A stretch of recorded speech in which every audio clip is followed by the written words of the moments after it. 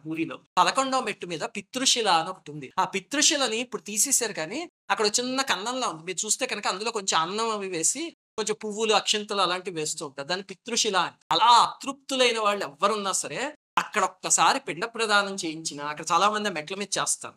లేకపోతే నేను చెప్పిన ప్రదేశంలో కొన్ని పువ్వులు వేసి నమస్కారం చేసినా దానికున్న శక్తి ఏమిటంటే ఆ అతృప్త ఆత్మని తీసుకొచ్చి ఆ మెట్ల మీద కట్టేసి పెడితే స్వామి ఆలయంలోంచి బయటకొస్తాడు కదా!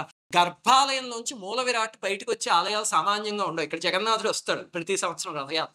ఆయనొచ్చినప్పుడు ఒక్కసారి ఆ కళ్ళతో ఇలా ఒక చూపు చూస్తాడు.